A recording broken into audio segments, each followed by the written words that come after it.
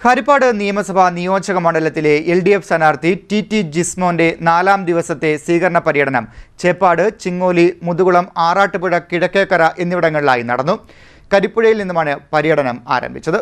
ഹരിപ്പാട് നിയമസഭാ നിയോജക മണ്ഡലത്തിലെ LDF സ്ഥാനാർത്ഥി ടി ജിസ്മോന്റെ 4ാം ദിവസത്തെ സ്വീകരണ പര്യടനം ചേപ്പാട്, ചിങ്ങോലി, മുതുകുളം, ആറാട്ടുപുഴ, കിഴക്കേക്കര എന്നിവിടങ്ങളിൽ നടന്നു. ചേപ്പാട് കരിപ്പുഴയിൽ CPM ജില്ലാ സെക്രട്ടേറിയറ്റ് അംഗം M സത്യപാലൻ പര്യടനം ഉദ്ഘാടനം ചെയ്തു.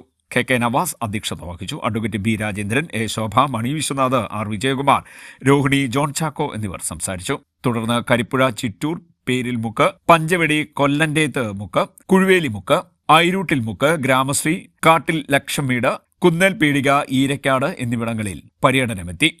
ഈ ഹരിപ്പാട് മണ്ഡലത്തിൽ നിന്ന് ഈ ഹരിപ്പാട് മണ്ഡലത്തിന്റെ MLA ആയി നിങ്ങൾ എന്നെ തെരഞ്ഞെടുത്തു കഴിഞ്ഞാൽ ഒരു ദേശാടന പക്ഷിയെ പോലെ വല്ലപ്പോഴും ഈ മണ്ഡലത്തിൽ വന്ന് മുഖം കാണിച്ചു പോകുന്ന ഒരു MLA ആകില്ല എന്ന ഉറപ്പ് നിങ്ങൾക്ക് നൽകാം. ഒപ്പം ഈ മണ്ഡലത്തിലെ വികസന ക്ഷേമ പ്രവർത്തനങ്ങളുമായി ബന്ധപ്പെട്ടുകൊണ്ട് ഈ ഹരിപ്പാട് ജനതയുടെ സുഖദുഃഖങ്ങളിൽ പങ്കെടുക്കുന്ന നിങ്ങളിൽ ഒരാളായി നിങ്ങളോടൊപ്പം 24 മണിക്കൂറും ഇവിടെ ഉണ്ടാകും എന്നുള്ള ഉറപ്പുകൂടി നൽകിക്കൊണ്ട് ഇവിടെ എന്റെ പ്രിയപ്പെട്ടവർ ഏറെ വൈകിയും കാത്തു നിന്നുകൊണ്ട് LDF നേതാക്കൾ പര്യടന പരിപാടിക്ക് നേതൃത്വം നൽകി.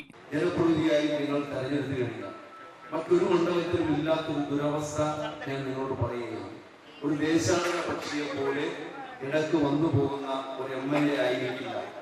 മറിച്ച് ഹരിപ്പാടിന്റെ സുഖദുഃഖങ്ങളിൽ, ഹരിപ്പാടിന്റെ വികസന ക്ഷേമ പ്രവർത്തനങ്ങളിൽ നിങ്ങളുടെ